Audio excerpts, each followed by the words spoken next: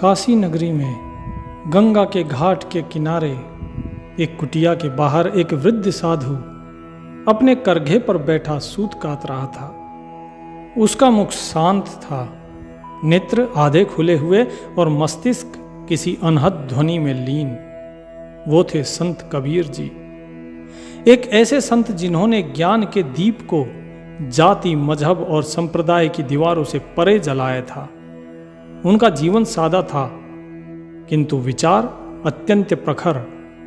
वो धर्म और अधर्म, पाखंड और सत्य दोनों के मध्य में सीधी रेखा खींचते थे।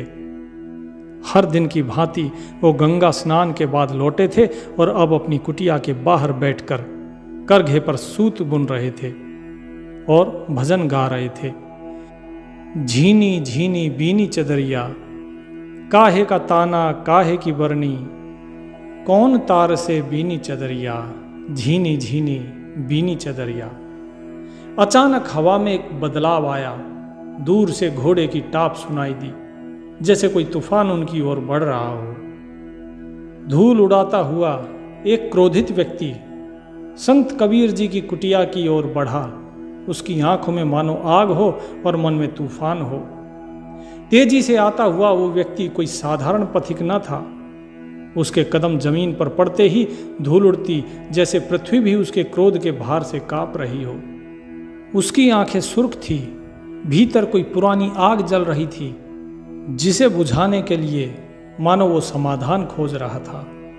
उसका नाम था ज्ञानी दास, पर जीवन में ज्ञान से उसे कोई अनुभव न था। पोथियों का ज्ञान था। वह एक समृद्ध व्यापारी का बेटा था। ब्राह्मणों के साथ बैठता उठता था, उनके साथ मित्रता थी, तो इसीलिए जो ब्राह्मणों ने ज्ञान दिया वो ज्ञान था उसे। परंतु जीवन की कई चोटों ने उसके भीतर एक ऐसे सूल को जन्म दिया जो अब दूसरों को चुभाने के लिए वो आतुर था। उसे संतों से नफरत थी। उसे लगता था कि ये केवल छलिया, ढोंगी और पाखंडी हैं। उसने सुना था काशी में एक कबीर नामक जुलाहा है जो धर्म को पलट देता है, वेदों को चुनौती देता है और ब्राह्मणों से बहस करता है। बस वही सुनकर उसका क्रोध सुलग उठा था, क्योंकि ब्राह्मण उसके मित्र जो ठहरे और ब्राह्मणों ने उसे उकसाया भी। कैसे कोई जुलाहा, एक अछूत, धर्म की व्याख्या कर सकता है, ऐसा उसने सोचा। ज्ञानी दास ने तय कर लिया, आज मैं उस कबीर को सबक सिखा दूंगा, या तो वो मौन हो जाएगा या मैं उसे धूल चटा दूंगा। वह संत कबीर जी की कुटिया की तरफ बढ़ा और जैसे ज्वालामुखी फटने को हो, ज्ञानीदास गरजते हुए कबीर साहब जी के सामने खड़ा हो गया, पर कबीर साहब जी मौन में बैठे रहे। जब धूल का गुबार छटा और ज्ञानीदास कबीर जी की कुटिया के सामने खड़ा हुआ और पूछा, तू ही है वो कबीर? उसकी आवाज बिजली सी कड़क रही थी। कबीर साहब जी ने आंखें खोली, पर कोई आश्चर्य न था। जैसे वे जान चुके थे कि ये समय आने वाला है, जैसे उन्हें पता था कि ये व्यक्ति आने वाला है। उन्होंने सिर हिलाकर बस इतना कहा, हूं, मैं ही हूं। उसने पूछा, तू ब्राह्मणों को नीचा दिखाता है, वेदों की निंदा करता है, तू कौन है जो ज्ञान बांटता है? जुलाहा है, तेरा क्या अधिकार है? कबीर साहब एकदम शांत थे।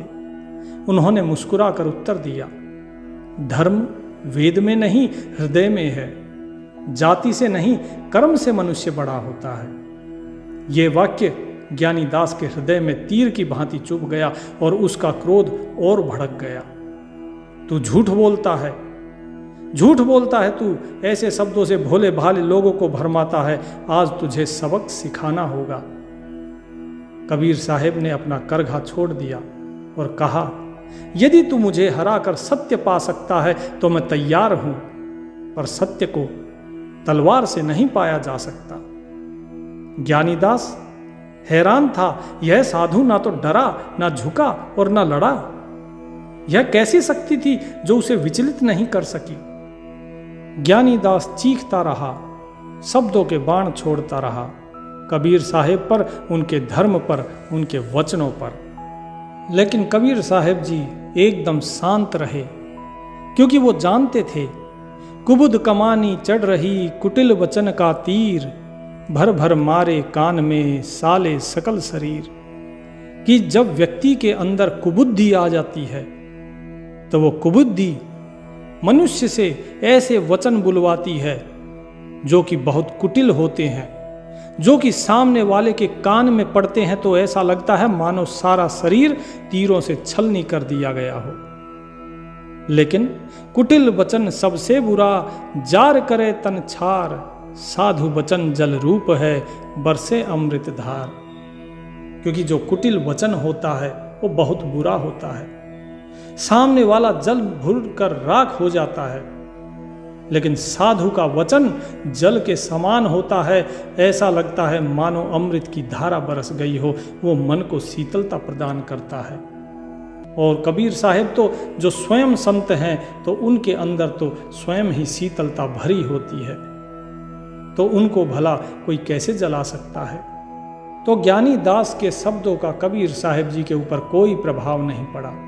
कबीर साहब ने मानो मौन ओढ़ लिया था, ना कोई प्रतिक्रिया न प्रतिघात, केवल एक शांत दृष्टि, गहरी अडोल, जैसे वह आत्मा के स्तर पर देख रहे हों, जैसे वे स्वयं को शरीर नहीं स्वयं को आत्मा और ज्ञानी दास के अंदर भी उसी आत्मा को देख रहे हों। ज्ञानी दास ने कहा, क्या तू डर गया, उत्तर क्यों नहीं देता? कबीर जी ने बस यही कहा, शब्दों से नहीं मौन से सत्य झलकता है, तू बोल रहा है मैं सुन रहा हूं, जब तू सुन सकेगा तब मैं बोलूंगा, अभी तू सुनने लायक नहीं है, मेरे बोलने का कोई लाभ नहीं होगा। ये वाक्य जैसे समय थम गया हो। ज्ञानी दास अचंभित था, पहली बार उसने अनुभव किया कि उसकी सारी आग किसी समुद्र से टकरा रही हो और बुझ रही थी। ऐसा लगा मानो समुद्र का जल उसकी अग्नि के ऊपर पड़ गया हो, धीरे धीरे वो अग्नि बुझ रही हो।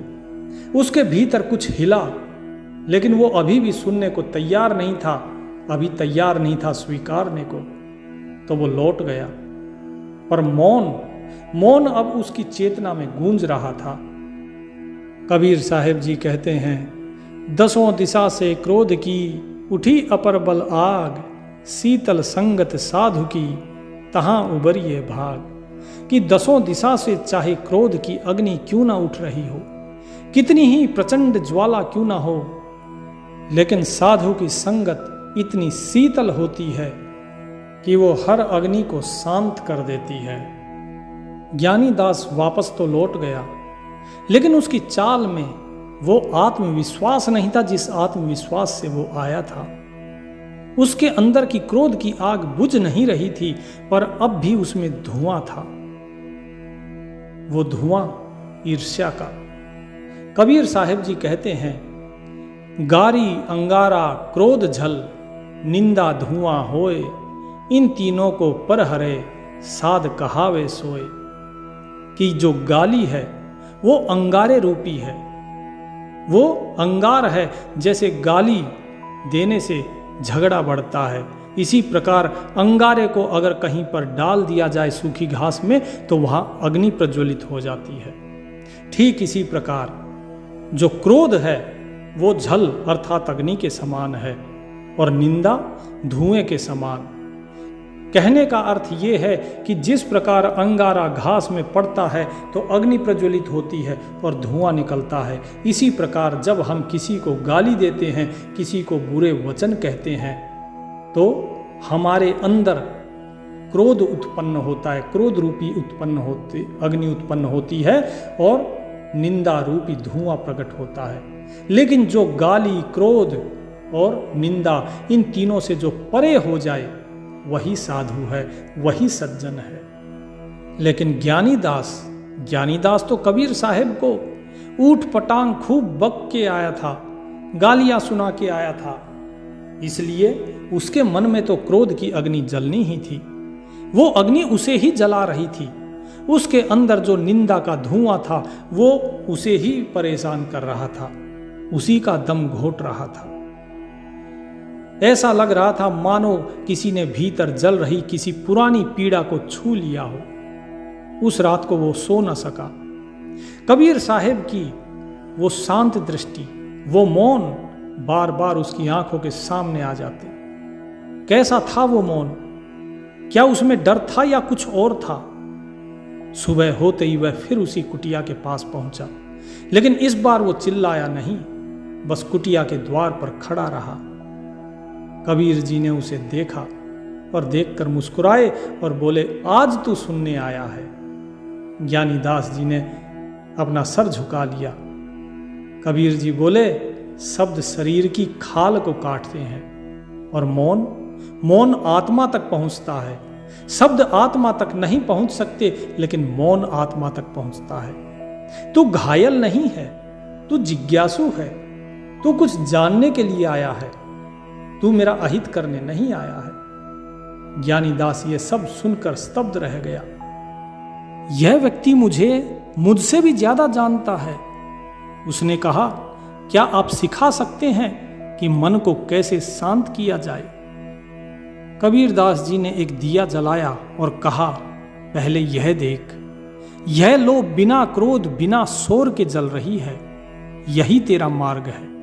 इसे तू भीतर जलाना सीख, बाहर नहीं, भीतर अपने हृदय में जला इसे। वो बैठ गया पहली बार एक शिष्य की भांति कबीर साहिब के चरणों में। कबीर साहिब जी बोले, यह जग कोठी काठ की चहुं दिसी आगी आग, यह जग कोठी काठ की चहुं दिस लागी आग, भीतर रहे सो जर मुए साधु उबरे भाग। कि ये संसार लकड़ी के मकान के समान है जिसके अंदर आग लगी हुई हो। इससे जो भाग जाता है केवल वही बचता है, लेकिन जो इसके अंदर बैठा रहेगा वो जल जाएगा। ठीक इसी प्रकार ये क्रोध भी है। ये क्रोध तुम्हारे हृदय में अगर रहेगा तो ये तुम्हें अंदर ही अंदर जलाता रहेगा, इसलिए इससे दूर भाग लो। क्रोध अगन घर घर बढ़ी, जरै सकल संसार, दीन लीन निज भक्त जो तिनके निकट उबार। कि ये जो क्रोध की अग्नि है ये हर एक घर में लगी हुई है और सारा संसार इस क्रोध की अग्नि में जल रहा है। किसी को किसी चीज के ऊपर क्रोध है, किसी को किसी चीज के ऊपर क्रोध है, लेकिन जो व्यक्ति दीनता रखता है, जो प्रभु में लीन है, प्रभु का भक्त है, केवल वही इससे उबर सकता है, अन्यथा इससे उबरना बड़ा ही मुश्किल है। तो ज्ञानी दास ने पूछा कि हे महात्मा, मुझे बताइए, क्या इस क्रोध से हम बच सकते हैं? कबीर साहिब जी बोले कि जरूर बच सकते हो, क्यों नहीं बच सकते हो। बोले, लेकिन ये क्रोध आता क्यों है? कबीर साहिब ने कहा, कोटि कर्म लागे रहे, एक क्रोध की लार, किया कराया सब गया जब आया अहंकार। कि व्यक्ति क्रोध करता है, क्यों? क्योंकि वो अनेकों कर्मों में लिप्त रहता है। वो चाहता है कि ये कर्म मेरे अनुसार हो, लेकिन कर्म जब उसके अनुसार नहीं होता तो उसके अंदर अहंकार जागता है, और जब ये अहंकार जागता है तो उसने जितना भी किया कराया होता है सब पे पानी फेर देता है और उसके अंदर क्रोध जागृत हो जाता है। जगत माही धोखा घना, अहम क्रोध ओ काल, पार पहुंचा मारिए ऐसा जम का जाल। इसीलिए ज्ञानी दास सुनो, इस चीज को समझो, इस संसार के अंदर ये बहुत बड़ा धोखा है। ये क्रोध अहंकार के कारण उत्पन्न होता है। जब तक तुम्हारे अंदर अहंकार है तब तक ये क्रोध तुम्हारे अंदर है। जब तक तुम सत्य को नहीं जान लोगे ये क्रोध तुम्हारे अंदर है, और ये क्रोध ये उस काल का हथियार है। तुम अगर पार भी पहुंच जाओगे तो भी ये क्रोध अगर तुम्हारे अंदर रहेगा तो काल तुम्हें वहां से भी खींच लेगा। ऋषि दुर्वासा को देखो, अपने क्रोध के कारण उनका पतन हो गया। इसीलिए क्रोध कभी नहीं करना चाहिए। जितना हो सके अपने मन में शीतलता रखो, शांति रखो। ज्ञानी दास को ऐसा अनुभव हो रहा था मानो कबीर साहिब केवल एक संत नहीं थे, वे एक उत्तर बन चुके थे उस प्रश्न का जो ज्ञानी दास के भीतर कई वर्षों से सुलग रहा था। कि कौन सा प्रश्न? कि मन शांत कैसे हो। कबीर साहब बोले, जैसे तू मटके को भरने से पहले खाली करता है, उसको अच्छे से धोता है, साफ करता है, वैसे ही मन को पहले खाली करना होता है, वासनाओं से, द्वेष से, भय से। जब इनसे तेरा मटका खाली हो जाएगा, तेरा मन खाली हो जाएगा, तब उसमें भक्ति भरी जा सकती है। उन्होंने एक तुलसी का पत्ता उठाया और कहा, यह पत्ता भी अपने भीतर रस तभी भरता है जब जड़ें मिट्टी से जुड़ी हो। मन को भी फिर से अपनी जड़ों से जोड़ना होगा। तो ज्ञानी दास ने पूछा कि मन की जड़ क्या है? कबीर साहब ने बताया कि मन की जड़ है सत्य, करुणा और प्रेम। इस मन के अंदर सत्य आचरण रखो, इस मन के अंदर लोगों के प्रति करुणा रखो, हर एक जीव के प्रति प्रेम रखो। ज्ञानी दास अब केवल सुन नहीं रहा था, वह ज्ञान जो कबीर साहब उसे बता रहे थे वो उसके भीतर उतर रहा था। उसके अंदर एक बीज बोया जा चुका था। कबीर साहब जी की प्रत्येक बात उसके भीतर प्रतिध्वनि की तरह बन रही थी, क्योंकि संत का संग मिल जाए तो जन्मों की धूल झड़ जाती है। ज्ञानी दास की आंखों में अब नमी थी। पहली बार उसके आंखों में नमी के साथ साथ पश्चाताप और नव प्रभा भी थी। पश्चाताप इस चीज का कि उसने इतने महान संत को अपशब्द कहे, और खुशी इस चीज की कि उन्हें एक ऐसे संत मिले जो उसके प्रश्नों के उत्तर दे सकते हैं। कबीर साहब जी उसके मन की दशा को भांप गए और कहा, दुखी मत हो, बीती ताही बिसार दे, आगे की सुध ले है। जो बीत गया वो जा चुका है, तुम उसे बदल नहीं सकते हो। तुम उसके बारे में चिंता मत करो और भविष्य की चिंता भी मत करो कि आगे क्या होगा। आज जो है यही सत्य है, यही वर्तमान ही तुम्हारा कर्म है, तुम इसमें अच्छा कर्म करो। लेकिन याद रखना, कभी भी किसी की निंदा मत करना, क्योंकि जब तुम किसी की निंदा करते हो, गाली देते हो, तो कलह होती है। गाली से सब उपजे, कलह कष्ट और मीच। हार चले सो संत हैं, लाग मरे सो नीच। तो हे ज्ञानी दास, इस चीज को याद रखना कि किसी को गाली या किसी को अपशब्द कहने से कलह उत्पन्न होता है, दूसरे के मन को भी कष्ट होता है और तुम्हारे मन को भी कष्ट होगा। तुम्हारे मन में क्रोध पैदा होगा, और क्रोध ऐसा अंगारा है जो अपने हाथ में रखा हुआ है। हम उस अंगारे को दूसरे को देना चाहते हैं, लेकिन उससे पहले वो अंगारा हमारे हाथ में हमने उठाया हुआ है। सामने वाला जले न जले, लेकिन हमारा हाथ उससे जरूर जल जाता है। इसीलिए कभी भी क्रोध नहीं करना, कभी किसी को कुटिल वचन नहीं कहना। यदि कोई तुम्हारे साथ कुटिलता का व्यवहार करता भी है, तुम हाथ जोड़कर दूर हो जाओ, क्योंकि जो व्यक्ति गाली देने के बाद प्रत्युत्तर में फिर से गाली देता है वो नीच ही कहलाता है। और संत तो वो है जो सामने वाले ने गाली दी फिर भी सुनकर चुपचाप दूर हो जाता है। निंदक ते कुकर भला, निंदक ते कुकर भला, हट कर मोड़े रार, कुकर ते क्रोधी बुरा, गुरु दिवावे गार।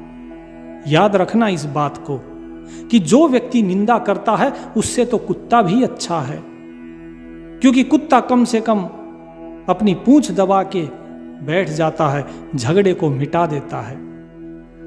वो भोजन करता है और वफादारी करता है। लेकिन जो क्रोधी शिष्य होता है वो कुत्ते से भी बुरा होता है, क्योंकि उसके स्वभाव के कारण उसके गुरु को गाली पड़ती है। लोग कहते हैं देखो ये उसका शिष्य है, देखो इसके गुरु ने क्या इसे यही ज्ञान दिया है। इसीलिए मन में प्रण कर लो कि आज के बाद कभी क्रोध नहीं करोगे। तो ज्ञानी दास ने पूछा कि हे महात्मन, यदि क्रोध आए तो मैं क्या करूं? क्या यह क्रोध वापस नहीं आएगा? कबीर साहब बोले कि आएगा, क्यों नहीं आएगा।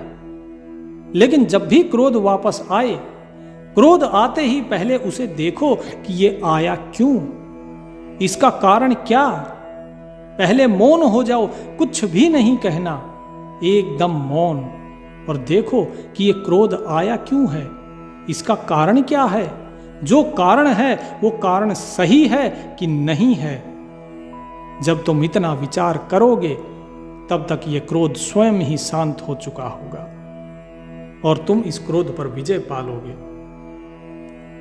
वह दिन उसका कबीर जी के शब्दों से और उसकी रात कबीर साहिब के मौन से भर गई थी। अब ज्ञानी दास का हृदय बदल रहा था। वह जो कल क्रोध में जल रहा था आज करुणा में भीग चुका था। कबीर साहिब जी की उपस्थिति, उनके वचन, उस सब से बढ़कर उनका मौन, यह सब उसके जीवन में एक नया सूरज उगा रहे थे। अगली सुबह गंगा किनारे कबीर साहिब जी एक वृक्ष के नीचे ध्यान मग्न थे। ज्ञानी दास उनके पास पहुंचा और चुपचाप उनके चरणों में बैठ गया। कबीर जी ने धीरे से उसके सिर को स्पर्श किया और बोले, अब तू वही है जो तू सदा से था, पर अब तूने स्वयं को देख लिया है। ज्ञानी दास की आंखों से अश्रुधारा बह निकली। वो बोला, गुरुदेव मुझे दीक्षा दीजिए, मुझे अपने शिष्य के रूप में स्वीकार कीजिए। सदगुरु कबीर साहब मुस्कुराए और कहा, शिष्य वही है जो अपने भीतर के भ्रम को तोड़ दे। शिष्य वही है जिसे ज्ञान दिया जाए उस ज्ञान को वो सीख ले। शिष्य वही है जो मर्यादा में रहे। मैं तुझे मंत्र नहीं, मैं तुझे वो दृष्टि दूंगा जिससे तू स्वयं सत्य को देख सके। यही तेरे लिए मंत्र होगा। उस दिन ज्ञानी दास को दीक्षा नहीं मिली, उसे जीवन का नया दृष्टिकोण मिला। नाम सुमरन अवश्य दिया कबीर साहिब जी ने, लेकिन साथ ही साथ एक नई देखने का दृष्टिकोण भी दिया, एक नई नजर दी। ज्ञानी दास अब क्रोधी नहीं था। वो कबीर साहिब जी के चरणों में बैठा एक जिज्ञासु बन चुका था। वह साधक बन चुका था जो कभी क्रोध से भरा था, अब वह विनम्रता से झुका हुआ था।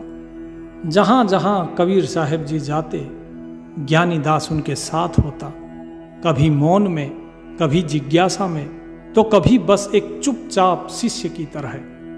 गांवों में, नगरों में, गंगा तट पर, वृक्षों की छांव में, जहां भी कबीर साहिब जी की वाणी गूंजती, उसे आत्मा में उतरने देता। कबीर साहिब कहते हैं, ज्ञान तब तक भार है जब तक वह अहंकार में है। यही ज्ञान तब प्रकाश बन जाता है जब वो विनम्रता से जुड़ जाता है। मेरे पास आने से पहले भी तुम्हारे पास ज्ञान था, लेकिन तुम्हारे अंदर अहंकार था, क्रोध था, इसीलिए तुम उस बोझ को, उस भार को ढो रहे थे। कितने ही ज्ञानी क्यों ना हुए, लेकिन यदि अहंकार है तो वो ज्ञान सिर्फ एक बोझ है। लेकिन अब तुम्हारे अंदर विनम्रता आ चुकी है, इसलिए अब ये तुम्हारे लिए भार नहीं रहा, अब ये तुम्हारे लिए प्रकाश हो गया।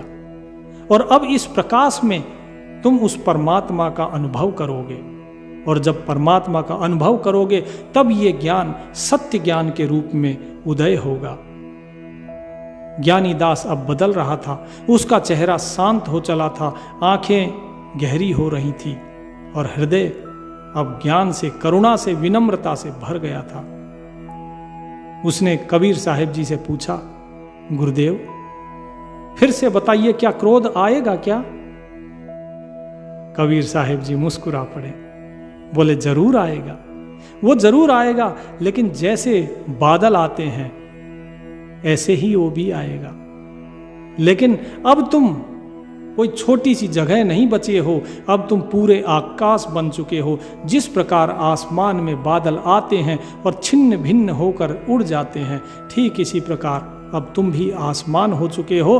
तुम्हारे अंदर क्रोध उत्पन्न होगा, लेकिन वो आएगा और चला जाएगा। अब वो तुम्हें अपने वश में ना कर पाएगा, अब वो तुम्हारे वश में रहेगा। तो जिसको भी क्रोध आता है उसको कबीर साहिब जी की बताई हुई ये बातें, इनका अनुसरण करना चाहिए। उसके बाद आप धीरे धीरे देखेंगे कि क्रोध अपने आप ही शांत हो गया। जरूरत है क्रोध को शांत करने की नहीं, बल्कि जरूरत है क्रोध के कारण को जानने की और कारण जान के उसका निवारण करने की। यदि घास को आप ऊपर से काटेंगे, उसको जड़ से नहीं निकालेंगे तो फिर से निकल आएगी। बार बार घास बड़ी होती रहेगी, आप काटते रहेंगे, लेकिन यदि उसे जड़ से ही निकाल दिया जाए तो फिर वो दोबारा कभी नहीं उगेगी। इसीलिए जो क्रोध है, क्रोध की जड़ है अहंकार। इस अहंकार को जैसे ही खत्म कर दोगे तो क्रोध अपने आप ही खत्म हो जाएगा। ये अहंकार क्या है, इस अहंकार के बारे में कबीर साहिब क्या कहते हैं और किस प्रकार से ये अहंकार समाप्त होता है, इसके बारे में हम अगले भाग में चर्चा करेंगे। सत साहिब।